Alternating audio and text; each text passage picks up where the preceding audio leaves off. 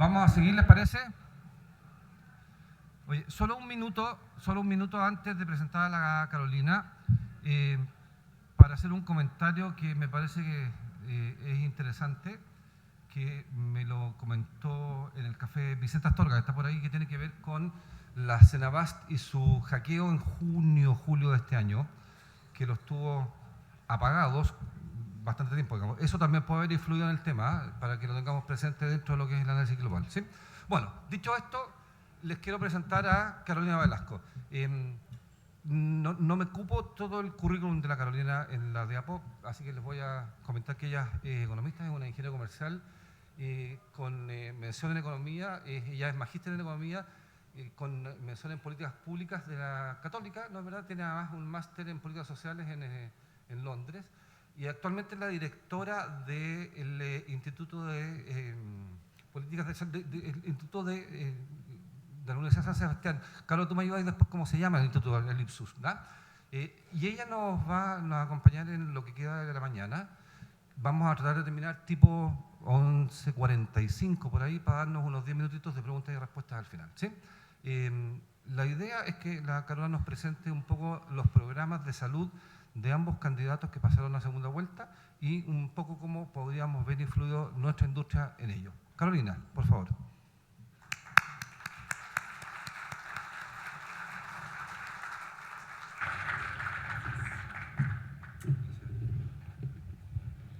Bueno, muchas gracias. Yo no soy directora, soy la directora de estudios, tengo un jefe que es el director del Instituto de Políticas Públicas de Salud de la Universidad de San Sebastián. Ese es el nombre adecuado. Ya, qué bueno que salió la foto porque me favorecía mucho más de la realidad. Estaba medio Photoshop, ya aparece. Lo que quiero presentarle hoy día es, bueno, algunos datos que probablemente algunos van a estar repetidos, comillas, de los que presentaron previamente. Yo me voy a enfocar en el sistema de salud chileno porque la invitación fue bastante ambiciosa, creo yo, de parte de Eduardo, para hablar de qué esperar de los programas de salud de los próximos, del próximo gobierno, de los candidatos, ¿cierto?, a hacer gobierno. Entonces voy a tratar de introducir primero un poco eso en relación con cuál es la realidad en Chile sistémica, ¿cierto? Me voy a salir del mundo de los medicamentos solamente o del mundo farmacéutico, sino que Chile en general, o el sistema de salud chileno. Y luego entonces, a la luz de ese pequeño análisis de lo que son las necesidades del sistema de salud chileno, cuáles serían las propuestas y luego entonces qué podemos esperar, que es, creo yo, algo bien osado, dado que en política es difícil poder predecir mucho, lo hemos visto. Por lo tanto, para comenzar entonces, algunos datos de salud. Esto es el informe que salió hace 4 días atrás, ¿cierto?, de la OECD. Tiene datos del 2023, por lo tanto está actualizado hasta 2023, donde básicamente lo que hace es presentarnos a Chile, o el sistema de salud de Chile, en comparación con todo el otro sistema de salud del mundo. ¿Qué encontramos? Bueno, en general tenemos un buen estado de salud, los chilenos, relativamente en términos de esperanza de vida, indicadores de salud, no estado de salud. Mortalidad, mortalidad tratable, pero cuando vamos a los factores de riesgo, y por tanto pensando en qué esperar, lo que sabemos, y lo vimos con el tema del uso de medicamentos para la diabetes, la obesidad, es que esto vaya generando, ¿cierto?, una mayor demanda, deteriorando nuestro estado de salud, demanda por salud, digamos, dado que tenemos prevalencias altas en términos de, todavía, digamos, o en el promedio de la OECD respecto del consumo de tabaco. Somos sedentarios en Chile, somos obesos en Chile, tenemos un país muy contaminado, dentro de los más contaminados, que son factores que evidentemente afectan el estado de salud y por tanto generan más demanda por gasto en salud. Y respecto del acceso, quizás este es uno de los principales desafíos. Si bien tenemos hoy día un 97% de la población cubierta, uno diría, bueno, eso es prácticamente el 100%, bueno, eso es bajo estándar en relación con la OECD. La OECD tiene 100, todos los países tienen cobertura universal real en términos de personas que acceden. Ahora, satisfacción, Chile, baja satisfacción, lo sabemos, ¿cierto? En general, bueno, los chilenos tampoco nos caracterizamos por ser muy optimistas, pero en general tenemos una baja calificación de nuestra satisfacción con la salud. La extensión, ¿cierto? La protección financiera es lo más débil, lo vamos a ver. Acá hay un alto gasto de bolsillo y acá quizás hacer un comentario a lo que se mencionó en presentaciones previas. El problema de el gasto de bolsillo, más que la administración sea de un privado o un público, el problema es que cuando el financiamiento de la salud proviene más de las personas, es decir, no está cubierto por los aseguradores, no está cubierto por el sistema de salud, es que generas problemas de acceso. Porque mientras más tengo que pagar de mi bolsillo, ¿cierto?, menor acceso para las personas de menores recursos, sobre todo en países tan desiguales como el nuestro, en términos de la distribución de los ingresos. Entonces, más bien el problema tiene que ver con que la cobertura no sea suficiente y con que tengamos que pagar nosotros, ¿cierto?, a la hora de ir a comprar los medicamentos, a la hora de ir a comprar, pagar los copagos altos, tratamientos no cubiertos, en fin. Y ahí es donde tenemos bastantes necesidades. Hay cosas que no tienen datos tampoco. Chile tiene, en relación con la OECD, algunos datos faltantes no menores. En este caso, bueno, son necesidades no cubiertas en salud, pero también tenemos datos en relación con prescripción de antibióticos en la APS que no están y que obviamente son importantes para, en general para la sociedad, pero también especialmente para ustedes. ¿Qué pasa con la prevención? ¿Cierto? Ahí está lo de antibióticos que no está el dato.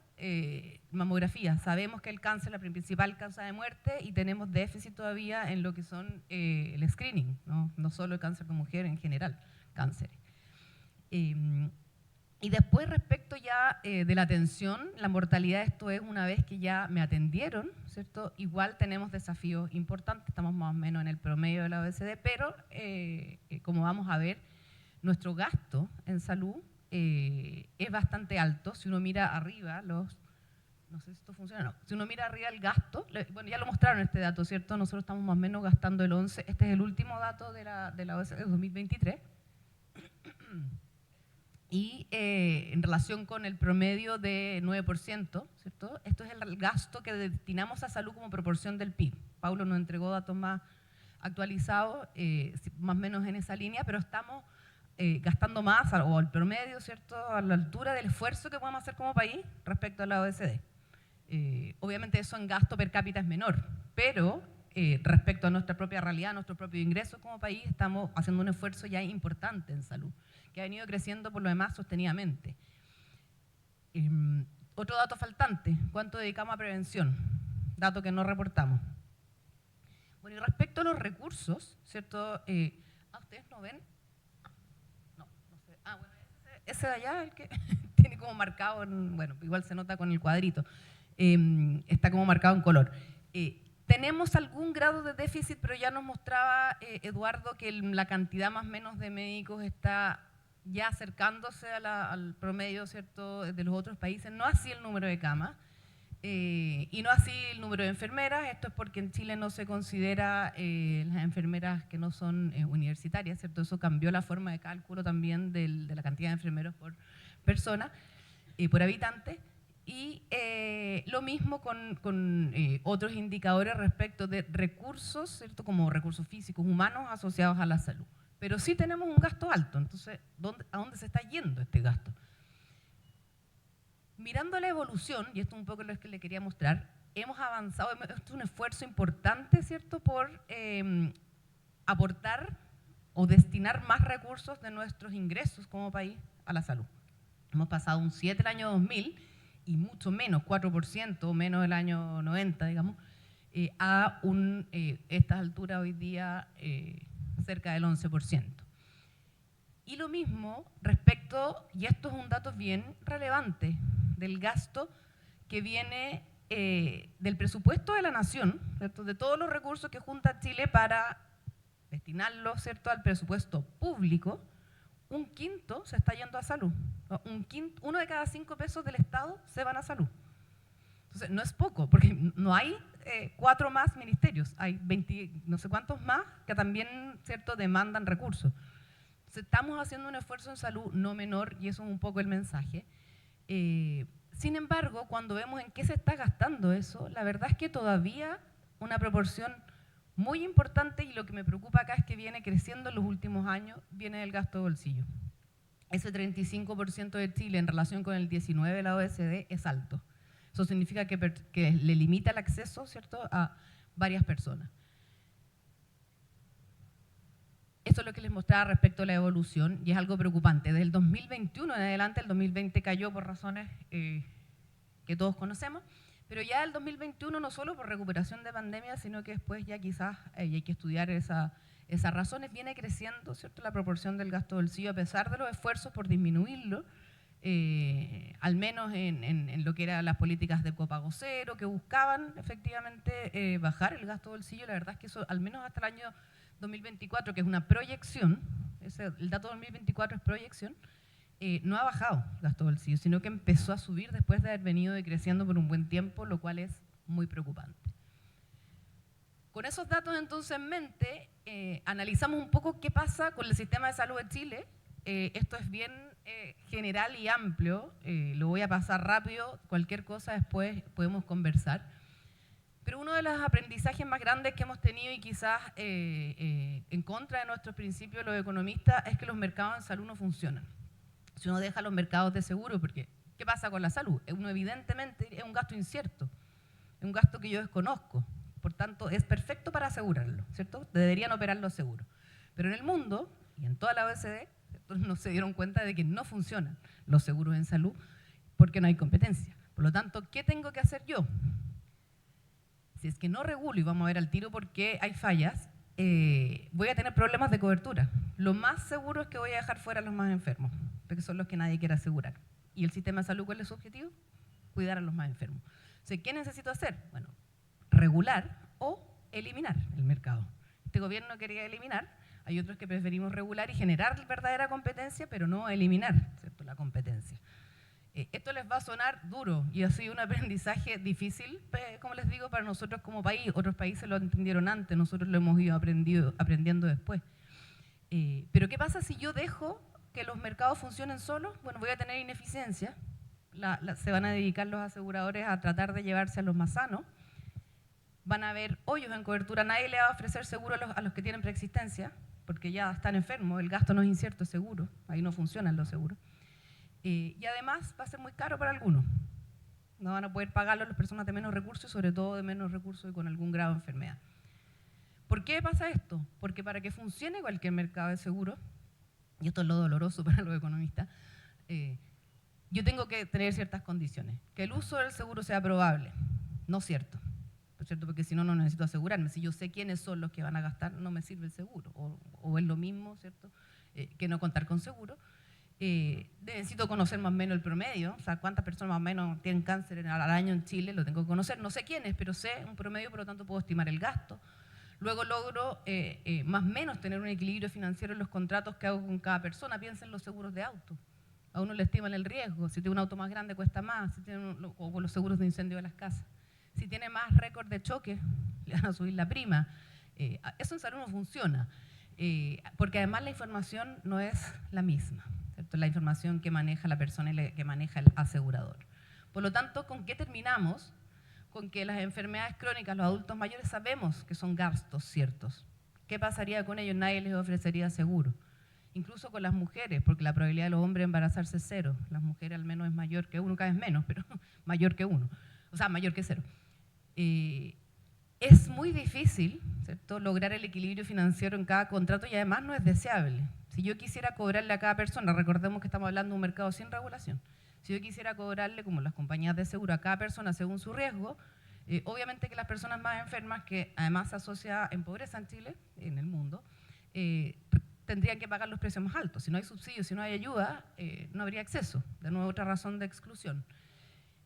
Tenemos selección adversa, ¿cierto? Obviamente las compañías van a tratar de encontrar el riesgo de cada persona, de poder predecirlo, y eso significa entonces que para excluir, o sea, tratar de evitar a los más riesgosos, ¿cierto?, voy a tener algunos mecanismos de selección de riesgo, que lo vemos ocurre. Los seguros complementarios es el más directo, digamos, de 75 años para arriba ya no aseguro, o 70 años para arriba ya no vendo seguros complementarios. Y ahí es donde está la libertad absoluta, digamos, de un mercado menos regulado. Entonces, si no hacemos nada y dejamos esto a la libertad absoluta, vamos a tener problemas. Ahora, aquí hay dos opciones. La primera opción, la más antigua, la tomó Alemania, que dijo, bueno, yo quiero que esto funcione, ¿cierto? Y también por el origen de sus seguros, que fueron en base a mutualidades. Un poco el mismo origen que tuvo en Chile a fines del año 1800, ¿no? que los trabajadores se organizaron, pusieron recursos cada uno, ¿cierto? Una proporción o un monto para apoyar a quienes estaban enfermos. El origen, ¿cierto?, de un seguro. Ahora, ¿cómo se hace para que eso funcione? Bueno, yo puedo mantener una oferta diversa, puedo permitir que las personas elijan, pero tengo que empoderarlos para que elijan. Tiene que ser un plan similar, tiene que ser un plan comparable. Hoy día, no sé, hay que tener un PhD para entender los distintos planes de las ISAPRE, si es que, ¿cierto? Son 2.000 hoy día y bueno, uno se lo acotan a su 2.000 en marketing, en stock son como 50.000.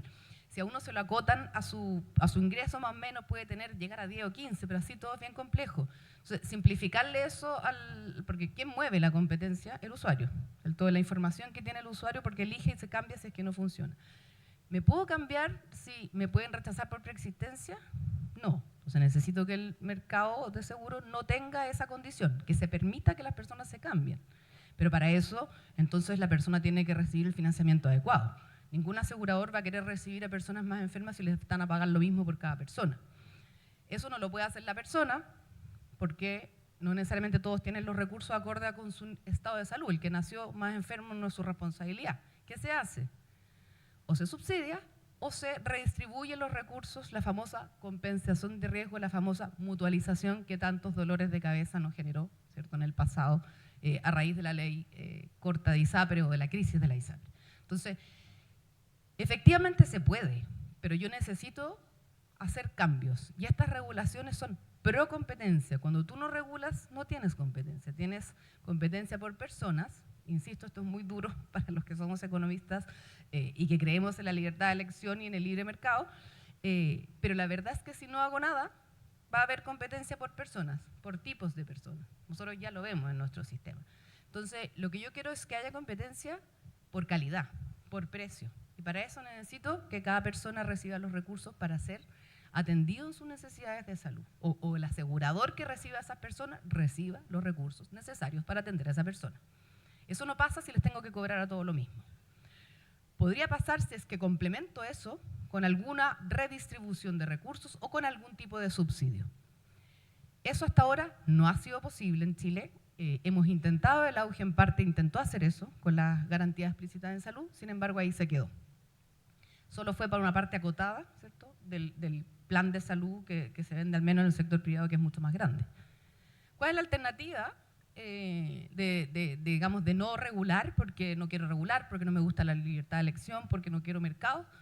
Bueno, simplemente elimino la competencia y me quedo con un solo pagador, un solo comprador o un solo asegurador. Que hay varios países que tienen eso, el principal es Inglaterra. A mediados, ¿cierto?, después de la Segunda Guerra Mundial se formó el Estado de Bienestar y fuertemente influido, ¿cierto?, por lo que fue el sistema de salud en Inglaterra, y muchos países han seguido, ¿no? Chile intentó también en los 50 emular, ¿cierto?, el sistema inglés, y en ese caso, ¿qué es lo que hago? Junto todo en un solo comprador.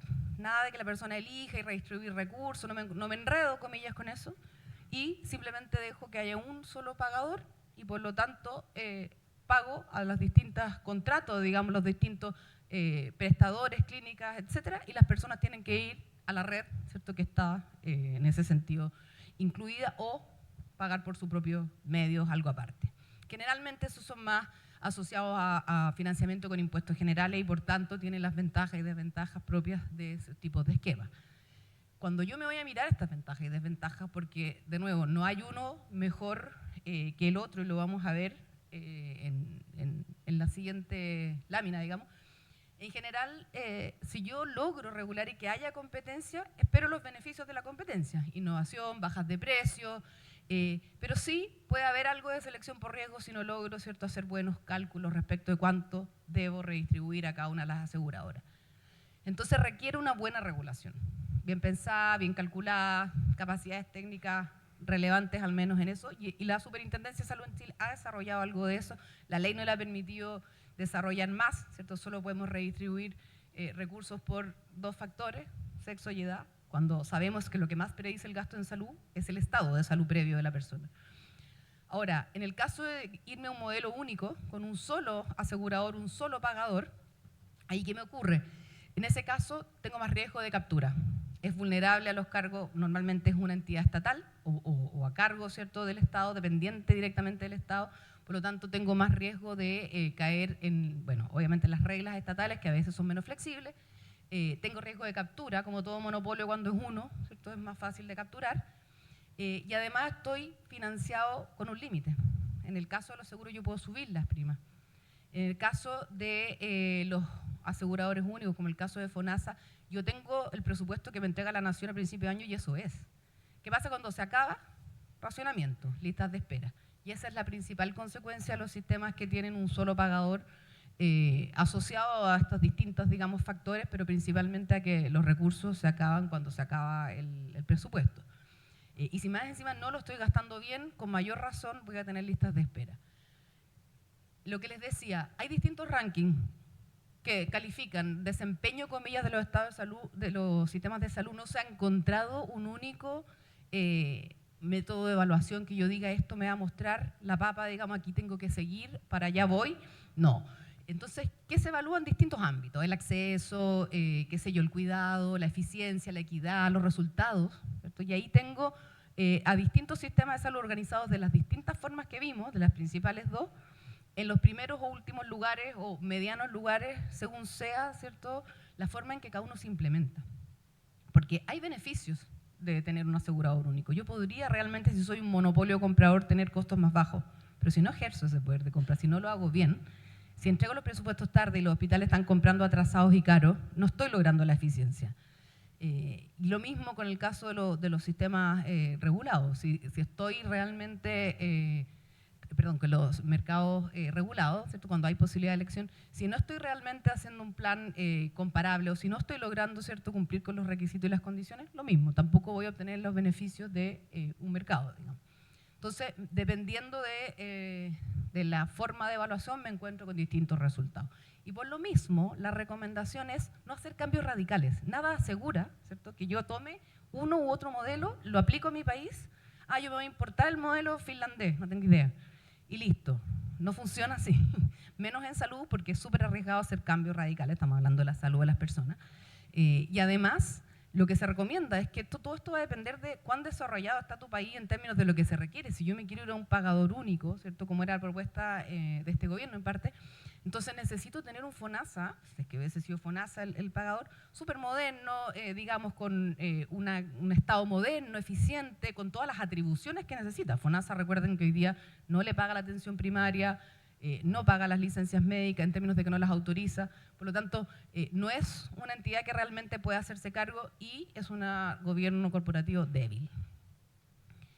Lo que se recomienda es ir adoptando las mejores prácticas de sistemas similares, ¿cierto? Y eso es lo que, en principio, ¿cierto?, todas las entidades, o no sé, asociaciones, grupos, comisiones, a mí me ha tocado participar en varias comisiones, vamos de alguna manera tratando de decir, mira, aquí hay convergencia. Estas cosas son útiles, sea que yo me mueva a un lado o al otro, es útil tener un plan de salud único, con, digamos, posibilidades de ejercer ese derecho y exigir, ¿cierto?, que se cumplan ciertos tiempos de espera, exigir que se cumplan, en fin. Hay ciertas cosas que uno podría ir adoptando en Chile de a poco y que son cosas, digamos, cambios quizás no totales, no absolutos, no los radicales que uno esperaría, pero sí que van avanzando en la dirección correcta. Nuestro sistema, ya sabemos, tiene un lado, un sector estatal, donde está toda la parte normativa, ¿no? La regulación está en el ministerio, la superintendencia, el ISP. Ahí fue el hackeo, creo, en la ISP, lo que mencionaba antes Eduardo. La super de salud, en fin, que son los que están, ¿cierto?, supervisando y dictan las reglas. ¿Qué más tenemos? Aseguramiento, FONASA y SAPRES. Obligatorio, estamos hablando del sistema obligatorio. Por otra parte, tengo seguro voluntario. Y además tengo la provisión, toda la provisión pública, que está organizada al alero de los servicios de salud, ¿cierto?, donde dependen los hospitales, pero también se supone que coordina a la atención primaria. Pero ¿qué pasa? Tengo que los servicios de salud dependen de la entidad rectora. Evidentemente eso va a generar un conflicto. Si yo soy quien dicto las normas y evalúo que se cumplan, tengo que evaluarme a mí mismo, si soy el ministerio. Y lo mismo en parte con el nombramiento de FONASA, incluso el superintendente. Esos son nombramientos políticos. Por más que pasen por el sistema de alta dirección pública, cambian cada 4 años. La mayoría de los directores de hospitales cambian cada 4 años. Bueno, y el mercado farmacéutico queda medio volando aquí, porque no está ni en los prestadores, no está, ¿dónde está, digamos? Está regulado por el ISP, pero en general en el mercado obligatorio, salvo por las compras, ¿cierto? Compras, perdón, institucionales y que tienen que ver con la cobertura, queda un poco medio desregulado en relación, o más que desregulado, poco supervisado por lo que es la supervisión al resto de los participantes, que está bajo la Superintendencia de Salud, ¿cierto? Tiene su propio supervisor, digamos, que es el ISP. ¿Qué pasa con estos dos esquemas que veíamos de aseguramiento? Son completamente distintos. Tengo FONASA, donde está la mayoría de la población, donde el aporte es solo un 7% de las personas, del ingreso de las personas o de su salario. No hay precio del plan, sino que depende del 7% y me cubre a mí y todas mis cargas. O sea, yo pago un 7% sí o sí si soy trabajador, ¿cierto? Si no soy trabajador, no tengo ingresos, puedo demostrarlo y ser igual beneficiario de FONASA. Los proveedores son públicos y privados, bastante regulados por el Estado y cualquiera puede entrar a FONASA. ¿Qué pasa en ISAPRE? Hay más de una, ¿cierto? Hay 7 abiertas hoy día, este número hoy día está sobreestimado porque es de la última que hacen, pero habría que ver que, en cuánto está hoy día y se dice que es menor, se calcula que es menor. El financiamiento es 7% sí, pero con una contribución voluntaria que en realidad pasa a ser obligatoria cuando uno quiere entrar a la ISAPRE porque tiene que financiar por cada uno de los integrantes de la familia, digamos. Y si familia más numerosa, evidentemente más caro. Y el precio del plan va a depender de montones de factores, principalmente del contenido, de la cobertura, de qué tipo de prestadores son, de si hay beneficios extra, y los proveedores son principalmente privados. Excepcionalmente se pueden atender con estatales cuando no hay otro, cuando, etcétera, pero no es lo común, precios determinados por el mercado y, ¿cierto?, posibilidad de rechazo.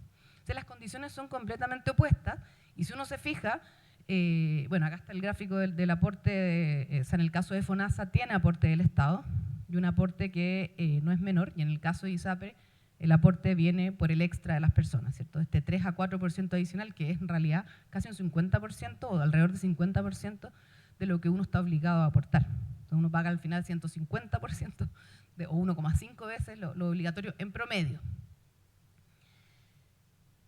¿Qué es lo que pasa entonces? Bueno, lo que uno esperaría que pasara con sistemas de salud, por una parte, que son medio mercados tratando de regularse como seguros sociales, y por otra parte, un asegurador único que no tiene las competencias realmente suficientes ni la capacidad institucional para funcionar como un sistema de ese tipo, digamos. Entonces, ¿qué me encuentro en el componente privado? Que no todo es asegurable, ¿cierto? Por tanto, hay personas que simplemente se rechazan porque tener preexistencia, y por lo mismo hay selección por riesgo, y si adquiero la preexistencia estando en una ISAPRE, ahí me quedo, estoy cautivo.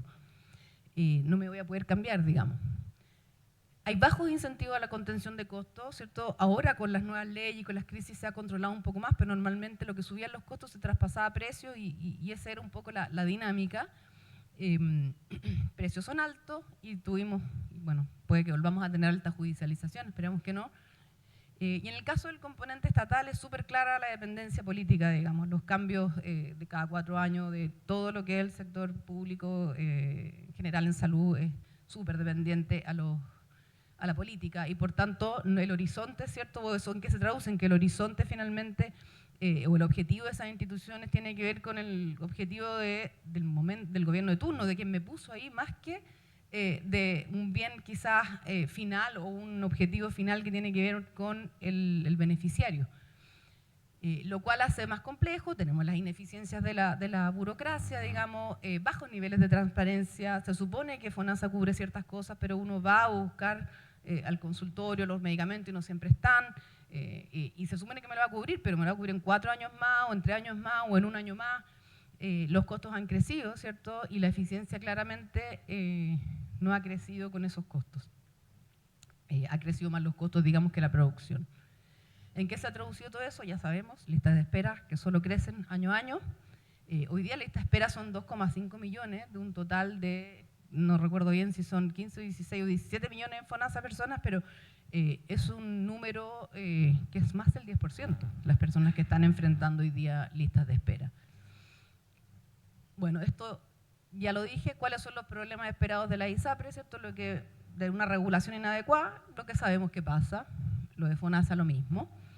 Y también esto se transfiere, ¿cierto?, a lo que son los prestadores, porque lo mismo pasa, ¿cierto?, y veíamos esta relación que había entre el ministerio y los prestadores, llámese hospitales, ¿cierto?, principalmente, que es donde más uno encuentra ineficiencia. Efectivamente, también tiene una gobernanza débil que cambia cada 4 años con los gobiernos, que tiene objetivos que van cambiando con los gobiernos, en fin. Y respecto un poco para también hacer algún tipo de insight en lo que es el mercado farmacéutico, tampoco es fácil. Uno quisiera que algo fuera fácil, tampoco es fácil. Tampoco es un mercado perfecto, ¿cierto? Es complejo, tiene imperfecciones, hay monopolios naturales o monopolios entregados por patentes. Hay, como ya lo mencionaban, y me alegré que hubiese una menor, tú lo mencionabas, Eduardo, una menor intervención de ciertos actores en la cadena, digamos, de demanda, porque la demanda no solo depende del paciente, sino de lo que me dice el médico, del médico de lo que está influido, ¿cierto?, por la información que pueda tener. Además, interviene un dispensador en la farmacia que puede modificar, ¿cierto?, lo que dice la receta o sugerir, y los seguros, que también podrían cubrir uno u otro medicamento. Y en la oferta, ¿cierto?, teníamos, bueno, ustedes lo conocen mejor que yo. Nos mostraba hace unos años la Fiscalía Nacional Económica, ¿cierto?, que habían además monopolios por producto clínico, que la mayoría de los productos clínicos, cuando uno considera eso, cuando considera, ¿cierto?, el principio activo, la dosis, la forma farmacéutica y vía de administración, prácticamente teníamos la mayoría de los productos con un solo oferente. Entonces, eso genera también dificultades. ¿Y en qué se ha traducido finalmente todo esto? En que no hemos logrado, ¿cierto?, cumplir con el gran y único objetivo de los sistemas de salud, que es la cobertura universal. Es decir, que todos tengan acceso, ¿cierto?, a todos, o la mayoría, ojalá a todos, los servicios que necesitan, con una protección financiera deseable, no que yo tenga que pagar todo de mi bolsillo, y finalmente con una calidad mínima. Lo vimos, ¿cierto? El acceso a la salud todavía está lejos de ser el óptimo y hay un acceso bien desigual cuando uno mira según ISAPRE, FONASA o nivel de ingreso. El gasto de bolsillo y el gasto farmacéutico especialmente es muy alto, el gasto en medicamentos es muy alto en relación con los otros ítems, ¿cierto? Es el más grande, se lleva 1/3 del gasto de bolsillo y eso no ha cambiado mucho en el tiempo, ha venido disminuyendo levemente, pero sigue siendo muy alto. Y un impedimento también para poder seguir los tratamientos muchas veces. Bueno, ahí está lo mismo, ¿cierto? El aumento del gasto de bolsillo en medicamentos, especialmente en los quintiles de más bajo ingreso, que uno lo podría mirar como mejor acceso, pero también en un aumento que es desproporcionado según los ingresos que hay. Hay problema en el mercado, lo sabemos. O sea, la compra institucional es mucho más barata que la compra vía farmacia, ¿cierto? Estamos hablando de esto del precio, los datos de la Fiscalía Nacional Económica, a mí no me juzguen, yo los tomé de ellos. Donde el precio de venta de la farmacia, el precio de compra de la farmacia hacia los laboratorios es 70% más alto, ¿cierto?, que el que compra el Estado. Entonces, hay un problema también de costo que se va traspasando, de márgenes que se va traspasando al consumidor. Voy a saltar todo esto porque estoy muy atrasado. Protección financiera, bueno, estamos en 60% en ISAPRE y en FONASA, si bien hay copago cero en varios de sus programas, en la práctica, la libre elección, que es la vía de escape para las listas de espera, tiene copagos súper altos. Salvo lo que es Bonopad, ¿cierto? El resto tiene copagos altos. La calidad de la atención médica es bastante comparable en resultados como médicos o resultados clínicos para los que acceden al sistema de salud. Nuestro problema está en el acceso.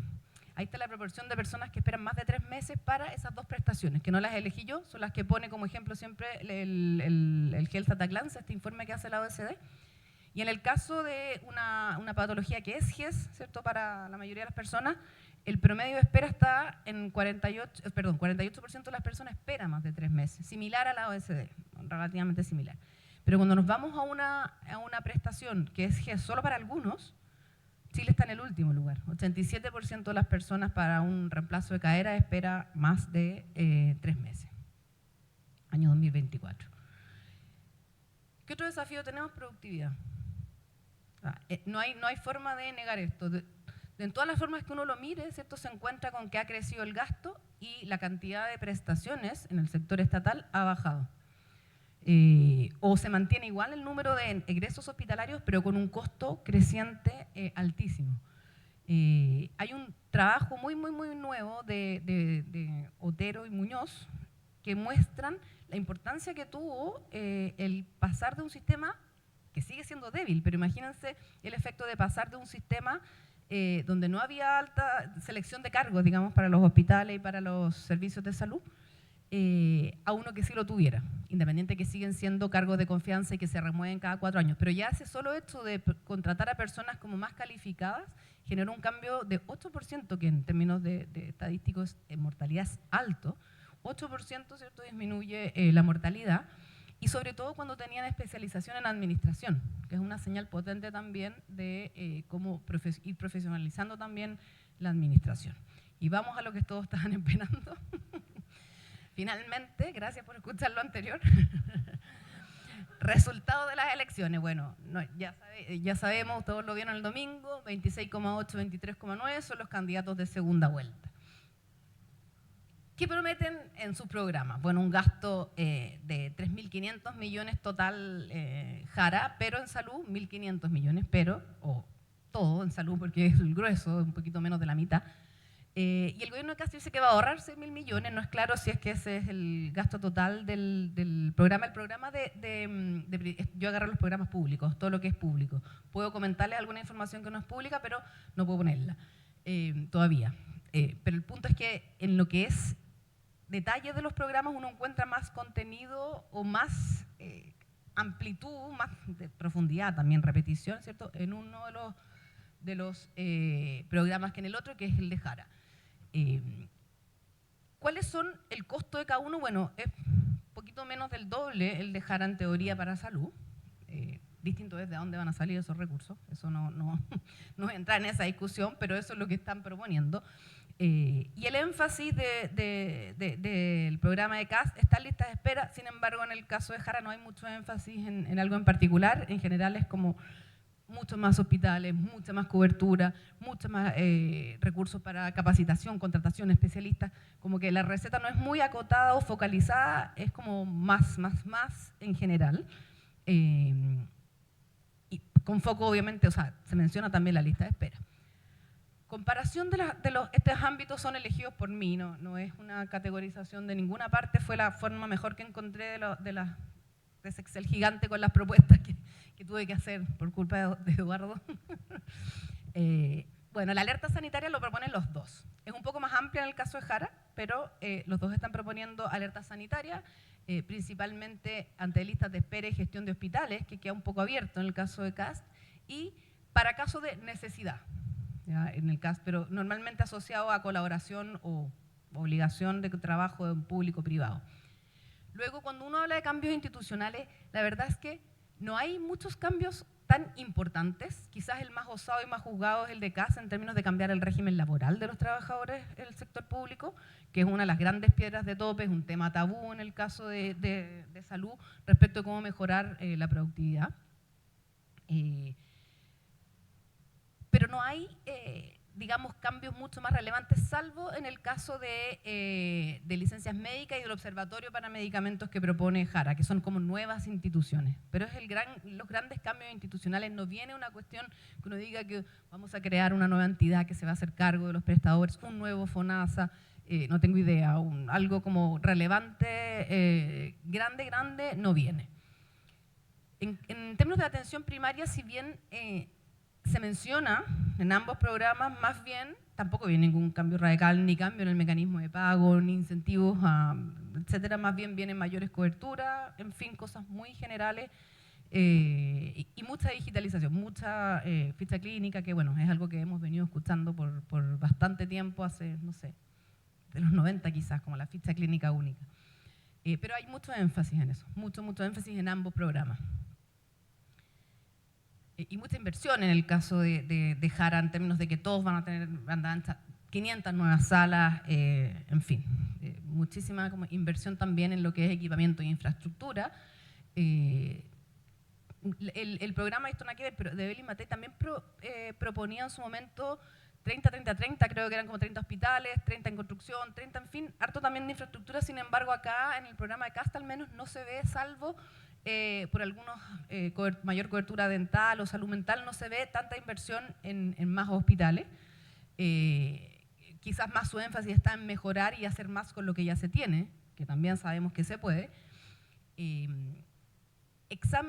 Cobertura, es bastante mayor la cobertura que se está planteando en el caso de Jara, porque prácticamente si esto funcionara, cubriría muchísimos más, prácticamente todos los medicamentos, digamos, de las cosas que están en GES, no sé, dental, en fin.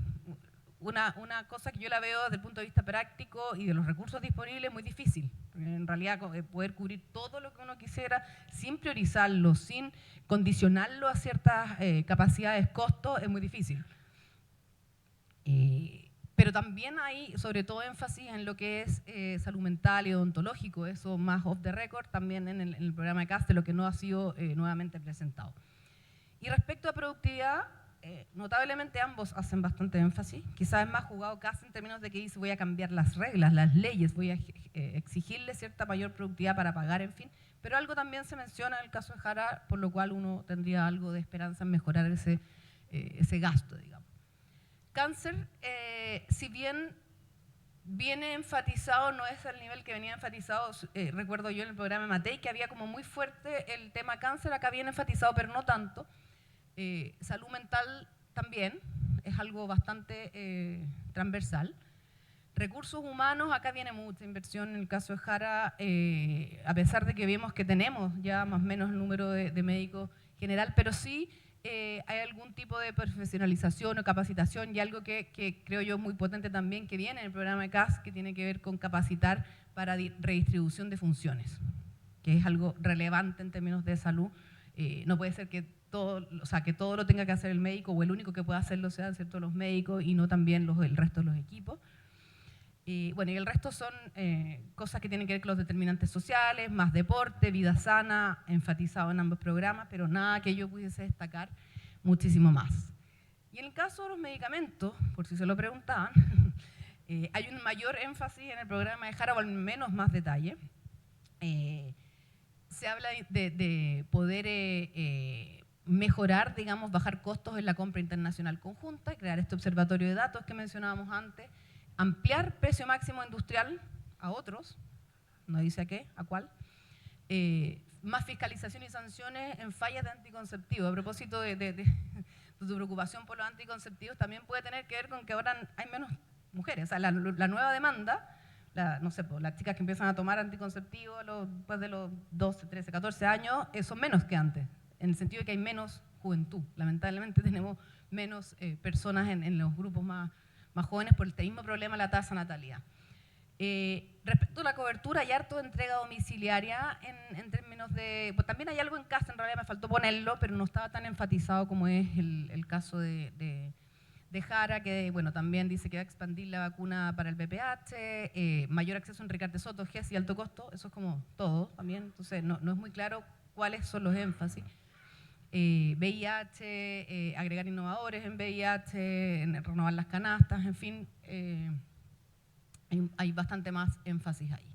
Entonces, como les decía, el gasto total es mayor en el programa de Jara, el CAS tiene más foco en listas de espera, en Jara no hay tantas prioridades expresadas al menos, hay una regulación en términos generales mayor para el sistema de salud en el programa de Jara, nombrada, digamos, en distintos ámbitos de su propuesta.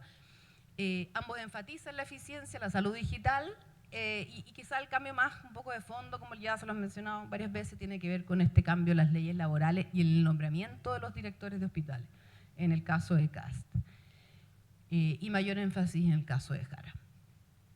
¿Qué esperar, digamos? Bueno, de los problemas de salud de Chile, que más o menos son los que vimos, listas de espera, falta de productividad, institucionalidad débil en el sector estatal, regulación inapropiada en algunos mercados y protección financiera, el énfasis está, sí, en las listas de espera, pero más que todo con más recursos y derivaciones al sector privado. No viene un mecanismo nuevo para evitar este problema en el futuro, más bien está enfocado en lo que pasa actualmente. En terminar con lo que está, con el stock. pero no es tan claro cómo se va a evitar ese problema en el futuro, salvo por el tema de optimizar mayor productividad, pero que tampoco es tan claro cómo se haría. Salvo por cierto, este cambio en las leyes laborales, que por lo demás es bien complejo, salvo que se encuentre otro mecanismo para hacer lo que no pase por el Congreso, digamos. En términos de productividad, algo hay, no sé qué me quedó ahí, algo se me coló ahí, EVE, no sé qué significa, algo, no sé, bueno. Digitalización quizás, pero, leve, perdón, sí, leve dice. En términos de productividad se menciona, pero leve. Institucionalidad débil, salvo las reformas de recursos humanos, ¿cierto? Nada se dice de cambiar el gobierno corporativo ni de FONASA, del hospital es algo en términos de los nombramientos, pero no hay un cambio fuerte, digamos, para poder hacer un cambio, y en esto uno sí podría ser más jugado, creo yo, y esto es una opinión personal, de poder gastar mejor. Gastamos mucha plata en salud.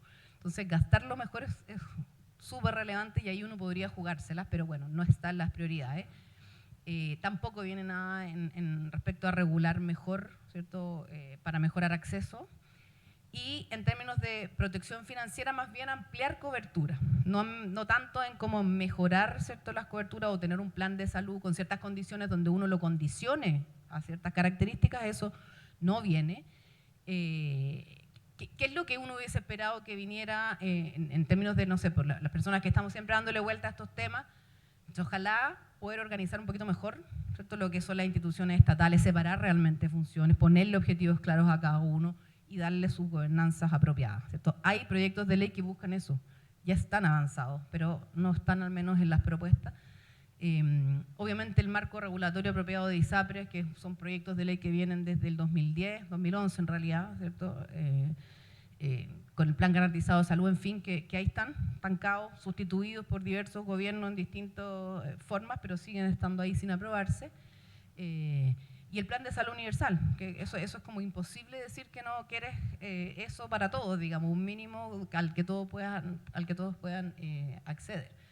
Por lo tanto, uno dice, bueno, hay proyectos de ley, como les digo, en términos de las regulaciones, en términos del plan de salud, en términos de la gobernanza, sobre todo que es lo más difícil. Quizá el que no hay es el que tiene que ver con los prestadores, pero sí hay, por ejemplo, para FONASA, sí hay, no sé, redes asistenciales, Senabas, ISP.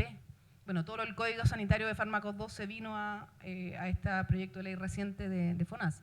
Y me faltó poner también ahí el de las licencias médicas, que entró también el 2025, este año. Ahora, ¿qué esperar? Y con esto cierro. No sé. A mí me gustaría pensar, ¿cierto?, que se van a tomar en consideración también otras propuestas que estaban en otros programas, de lado y lado, digamos.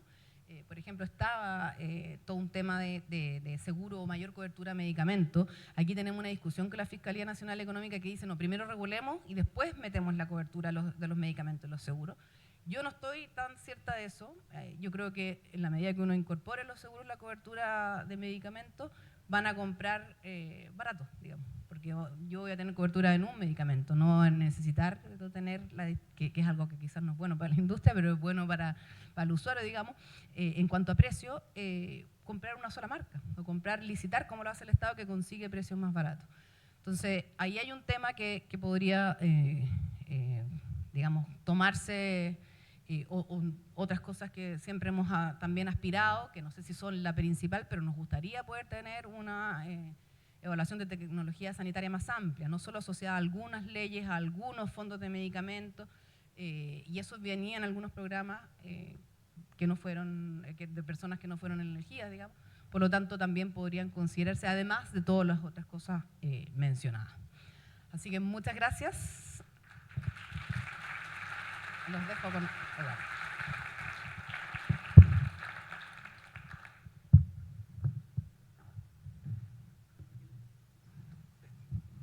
Gracias a la Carola. Oye,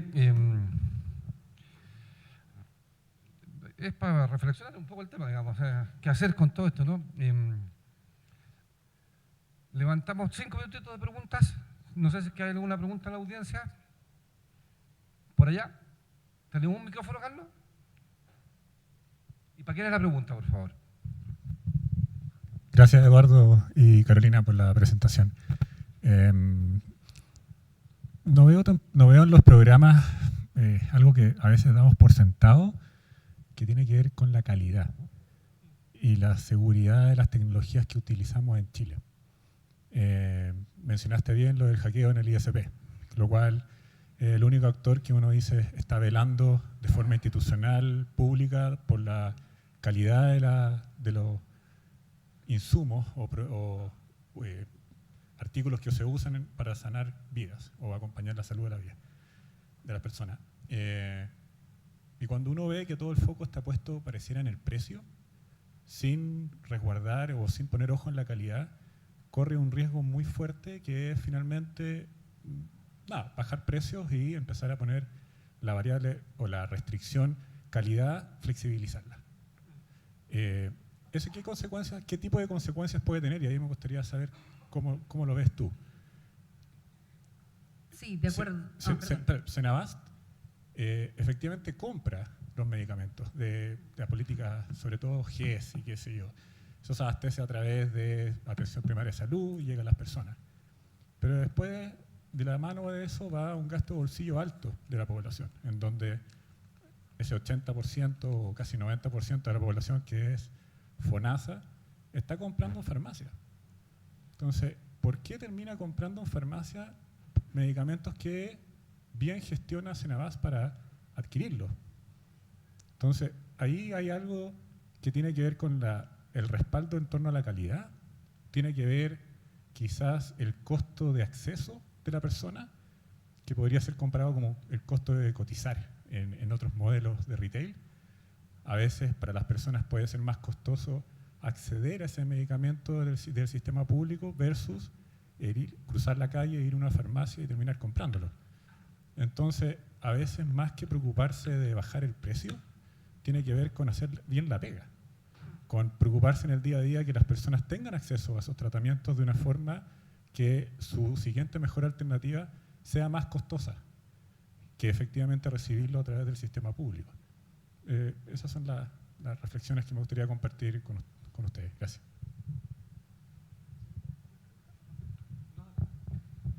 Sí, tienes razón que no viene el tema calidad. Por eso yo proponía también que estaría bueno tener algún tipo de evaluación de las tecnologías que entran. Me gustaría pensar que eso viene de alguna manera abordado y por eso no lo consideraron en el proyecto de ley, los proyectos de ley actuales, que algo sí mencionan de eso, por ejemplo, toda la regulación que viene de los dispositivos médicos, que se perdió en una ley, digamos, que tú la diste por muerta y se tomó en esta otra.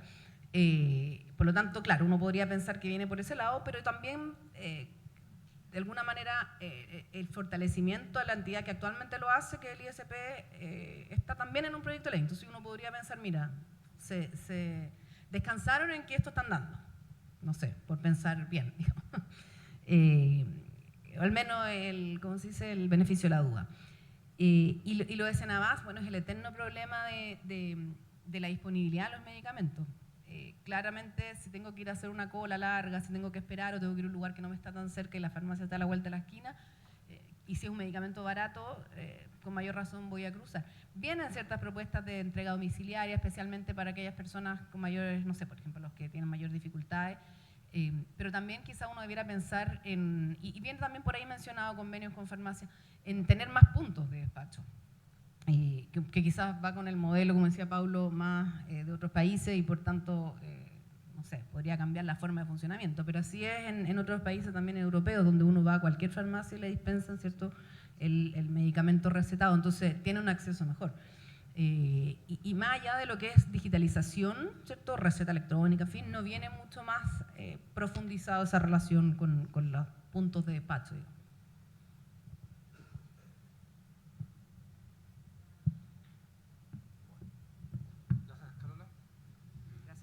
Oye, terminamos, ¿les parece? Ya estamos un poquito a las 12.